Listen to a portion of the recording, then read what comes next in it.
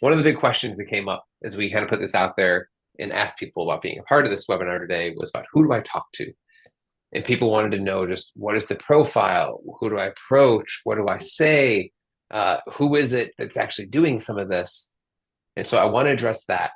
But before that, I want to take a step back because we think about who do I talk to? How do I get in these corporate groups? But I want to start you off with this idea of out of all the ones that we can go after, of just picking one target guest. And people get really scared when I tell them to pick just one person.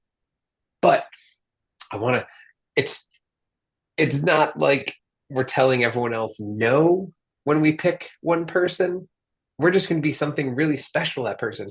And I compare it a lot. I compare it to Adele, that Adele didn't write a love song for a million people. She wrote it for one person, but a million people still connect with it. And so when we think about who you're trying to sell these corporate groups to, I really want you to think about it in terms of just one person. Let's really figure out how you win just one person.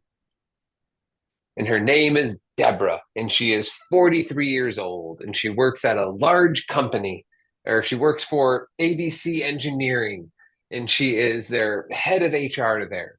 Like, really get super specific of a name and age. Who are they? Are they married? Do they have kids? What did they eat for dinner last night? Do they floss their teeth? Really know this person. Get it so specific. And as you're trying to figure out who that person is, I have some criteria for you. So I've got 6 things to help you figure out who is that one person. Number one, I want it to be someone you can actually acquire. It should be someone we can go after. I don't want to say Michael Jordan is our one target guest. Like, we're not trying to get him in the door. Who is it that we can actually get that we already know? I want to know who's going to spend the most per visit. So in that case, should we be targeting a small company or a large company? Are they going to come again? So this idea of how do I find a company that maybe has multiple divisions in it so they can keep booking and keep coming back?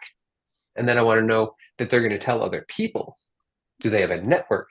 Do I want to find a company that's in the middle of nowhere and cut off from everyone? Or do I want a company that's in the middle of some action and maybe I have the chance of getting more referrals out of it? And then more personal on the other side of it is I think you created this tour for someone. Maybe it's a version of yourself, but there's someone that really benefits from what you do. There's people who love what you do, and there's people who don't really give a shit what you do. Let's not worry about those people that don't care about it. And let's really focus our efforts on talking with people who do appreciate this, who do have an affinity and appreciation for what you do. And the last one here is really someone that you want to host. Let's get someone in that you want to be showing around. Let's not try to attract the people that we don't want. Who is it that we actually want to hang out with? Who do we want to be around? So when you go through those, get that idea in that mind of who is this person and use that to start building. How old are they? What is their name?